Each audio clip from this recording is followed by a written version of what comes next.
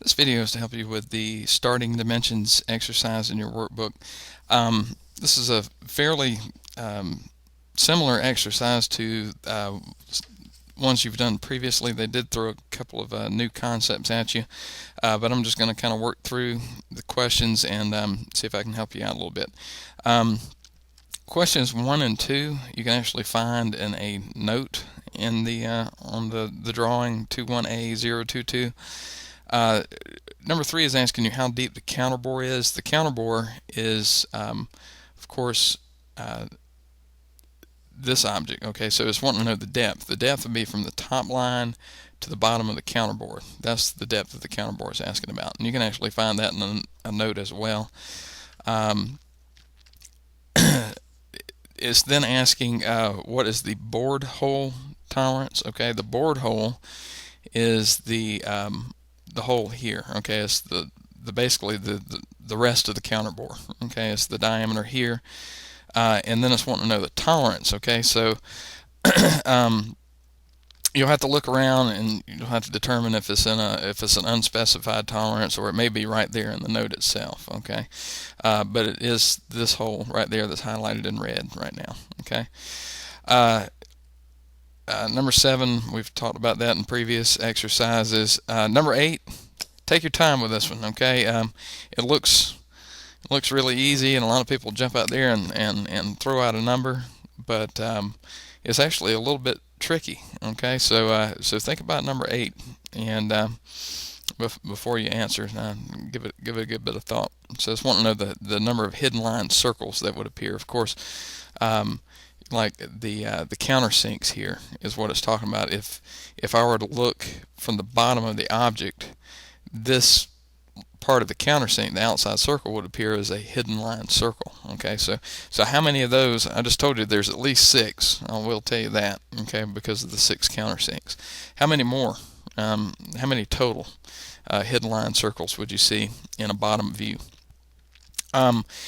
Number 9, this is something kind of new, and it's talking about the question asks what the overall height of the object would be before machining. Okay, and these symbols right here, and I've done a little bit different than the book, but this symbol lets you know that surface is machined. Okay, and the reason these surfaces are machined because these are, I believe they're cast parts. Okay, and the cast part is made with a mold, and you get these kind of burrs because of the sand mold, and you have to allow for machining those down so you can make it a smooth surface. So this would actually probably be ground flush or some kind of machining operation where it would smooth off those rough edges. Okay, so if you want a dimension, let's say that I wanted the dimension from this line to the bottom of the object to be 2.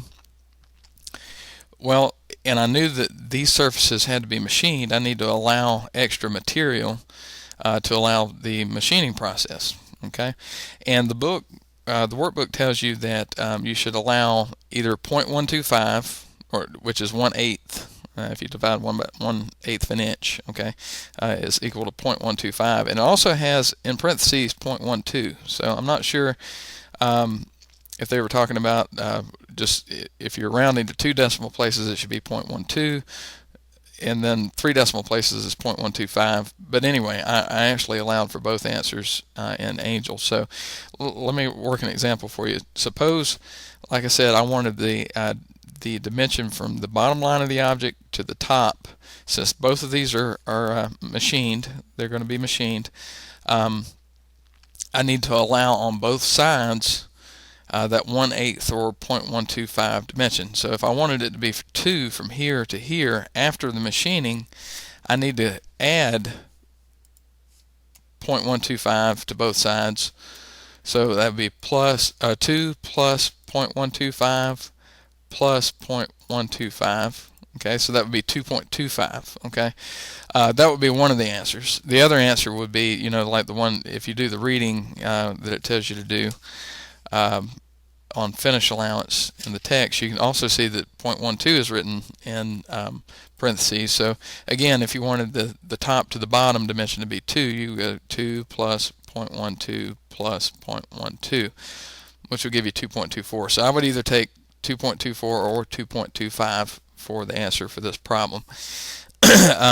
Notice I didn't mix those numbers up, by the way. They were either both 0.12 or both 0.125. But you're given a dimension that's not 2 from here to here. You're given a different dimension. So use that same technique to figure out what the overall height dimension should be before machining. Okay, and again, both surfaces are machined. So that'll help you out with that one.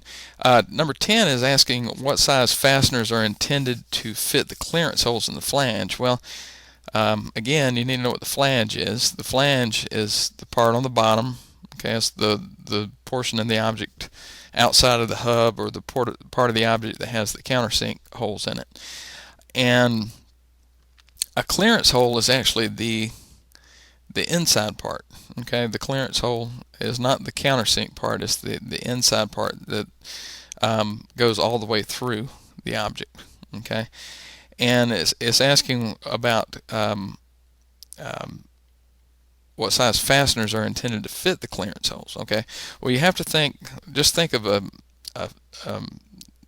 shaft going into a hole. Okay, if the shaft is if the shaft is smaller than the hole it's going in, then there'll be space between the shaft and the hole. Okay, there's clearance there. Okay, and some parts fit like this. Some parts have a clearance between the shaft and the hole, or in this case, the fastener and the hole. And it says in your book that you should allow 0.031 clearance between the shaft and the hole. Okay, so what this question is asking, though, is what size fasteners are intended to fit the clearance holes. All right, and just for instance, let's say that this is not, I don't want to give away the answer in your book, but let's just say that we had a note telling us that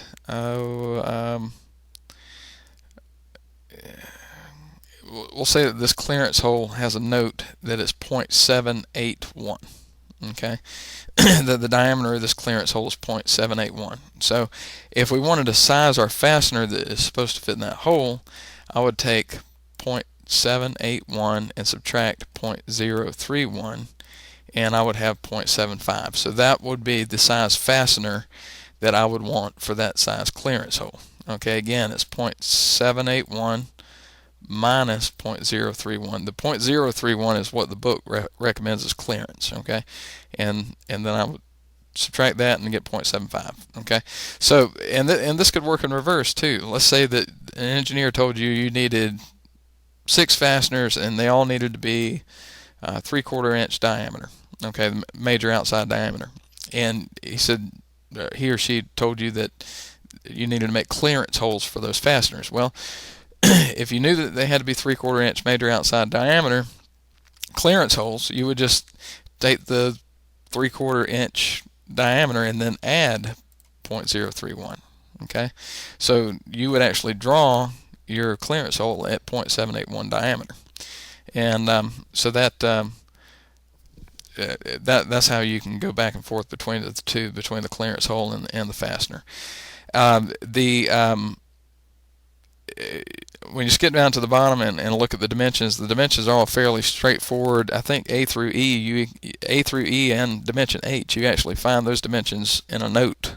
So there's not very much calculation going on there, and I'll let you go through and do those on your own. And that concludes this video.